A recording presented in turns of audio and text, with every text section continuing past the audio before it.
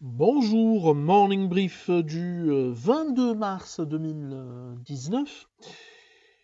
La séance de jeudi termine sur une note négative avec un Masi qui a accusé un léger repli de 0,08%, portant ses pertes annuelles à moins 1,92% depuis le 1er janvier 2019.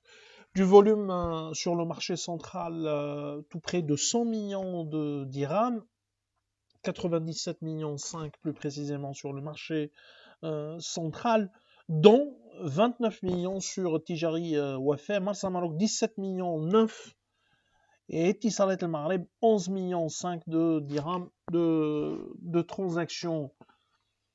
Pour ce qui est des principales variations de la journée, HPS en vedette qui a progressé de 7,93%, Lafarge Holcim reprend 6,01%, les Ciments du Maroc qui a également avancé de 2,89%, l'IDEC qui progresse de 2,20%. Côté baisse, Afriqiya Gaz recule de 6,94% et Autohol qui a reculé de 6,64%. Alors, les résultats qui ont été publiés ou annoncés lors de la séance de jeudi ou lors de la journée de jeudi, c'est Marsa Maroc. Alors, Marsa Maroc, croissance du chiffre d'affaires de 7,6% en 2018 à 2,7 milliards,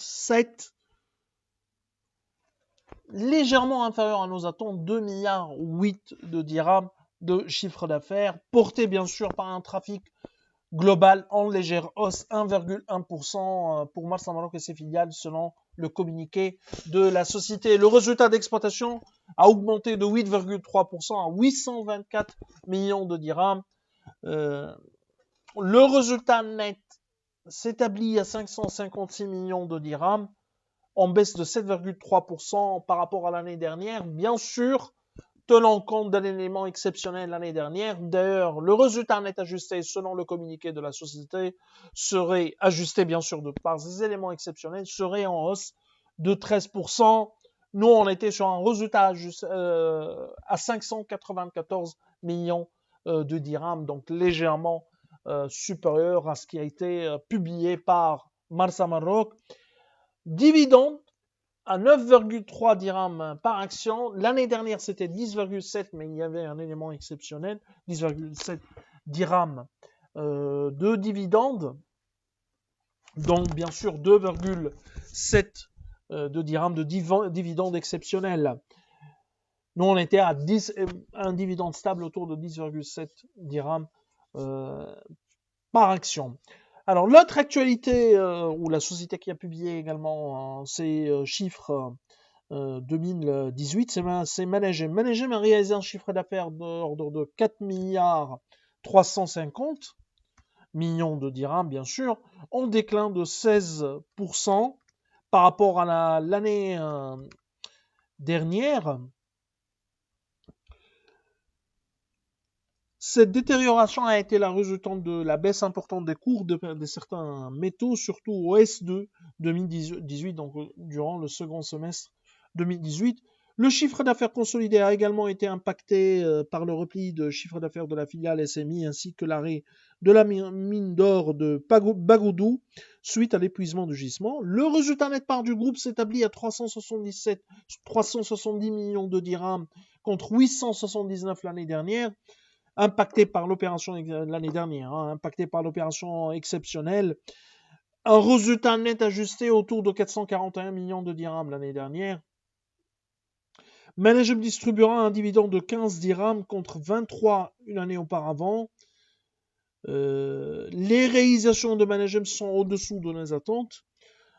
D'ailleurs, on se basait sur une croissance, sur une baisse du chiffre d'affaires de 1,9%. Bien sûr, cette baisse de 1,9% se basait sur un scénario de prix des métaux qui était plus optimiste par rapport à ce qui s'est passé, surtout durant le second semestre.